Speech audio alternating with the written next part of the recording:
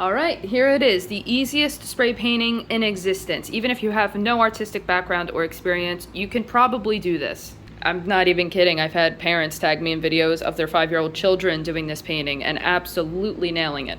And all you're gonna need is some black, white, and clear in a main brand like Rust-Oleum or maybe Hardcore or maybe one of the other hundreds of brands out there. This is just what I use and what I prefer. To answer a question that I get pretty frequently, do you need to use glossy paints? No, paint should work pretty much the same regardless of the finish that it is. I just think glossy or at least semi-gloss gives the best results. All right, now there's also a couple of paints that you don't necessarily need but will make your life a lot easier or a lot cooler. So first off, this is store brand paint. The gray one is Home Depot's, the blue one is Walmart's. They're like $2.50 a pop, and it's really helpful for shading and highlighting because of how soft they are. They're not necessary, but extremely helpful. Now for the cool side of things, I'm going to apply a UV effect to this painting because I think it just looks really good. However, if you don't want this, you could just skip right over that step and the painting will look exactly the same under normal light. And here's a better look at the can for those of you who are interested. This is UV Effect by Montana, and I get mine at Blick. I'll be painting on glossy poster board. This is the specific brand that I like to use, and I get it from Hobby Lobby. However, there's plenty of brands of poster board out there. They're basically the same exact thing. And yes, you can use canvas if you'd like. I just recommend you get one that's pre-primed or you prime it yourself. And go ahead and find yourself a circle. This is a tray that I picked up from Walmart, but plates or bowls or lids will work just as well. And finally, go ahead and get yourself either a plastic bag, newspaper, or magazine page. They all basically do the same exact thing, so just get whatever's more convenient. First order of business is I'm going to place the circle in what appears to be the middle of my poster, and I'm going to outline it. This is just to make sure that I'm not using too much paint or too little paint. Now I'm going to fill this circle in with white, the whole circle, and I'm going to put a layer of black right over it. If you're using a magazine page or newspaper, go ahead and take a page of that and crumple it up so it has a bunch of wrinkles in it, like a plastic bag does. And make sure your paint is also still wet. If it's not, use some clear coat to re-wet it. Go ahead and place your bag or your page down, pat down, swipe, and lift. If you're not happy with certain areas, you can go ahead and just do it again. Place it down and lift.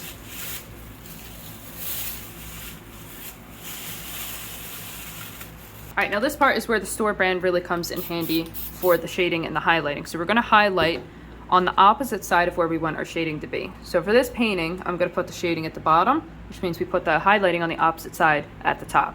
But this is also completely preference. If you want shading off to the right side, well then put the highlighting on the left. Now, if you're not using store brand or you don't have a brand of paint that is very soft, let's say you're using Rust-Oleum, which comes out really strong, find your distance. And when I say this, I mean you might have to hold the can pretty far away so that the paint doesn't come out too strong and doesn't actually like form a puddle. Because if you spray too close, what you get is a puddle of paint. This is why I recommended the store brand, which is what I'm going to use for this. So I'm going to highlight, and basically I'm just going to spray for the perimeter of our circle until we have a nice glow up there. All right, now if you're using the UV paint, this is where you would go ahead and grab that. If you're not, just skip to the next step of the, which is the shading. Apply a nice even layer of the UV paint right over the highlighting and right over your whole circle. All right, so now we're going to do the shading, which is basically the highlighting except on the other side with black. I'm actually going to hold my can kind of at an angle like this. This is how I'm going to hold my spray paint can. I don't want to hold it directly down because I want shading, okay? I want it to like fade into the center of the moon a little bit. Once again, I'm just going to aim for the bottom perimeter of that moon and just spray back and forth. And I have it curved. And at this point, we're just going to wait for it to dry. Once it's dry, go ahead and put your circle right over that. Get some of that highlighting, get some of that shading, place it down. And now we're going to fill in the rest of the poster black. And make sure you get around your stencil really good.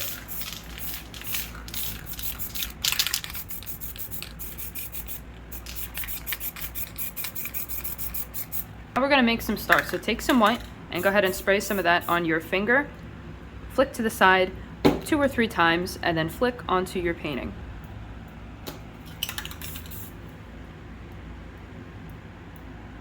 The reason that we flick over to the side first is to get the biggest blobs of white away from our painting.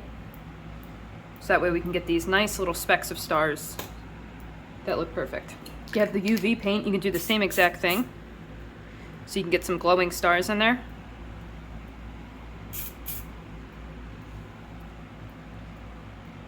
And that is basically the whole painting. You're just gonna go ahead and lift up your stencil and you should get a dope looking moon.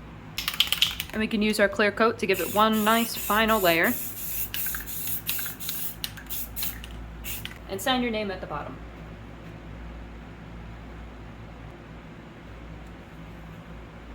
And here it is, the finished product of the easiest spray painting in the world. This is what it looks like under normal light, but let's see what it looks like under a black light.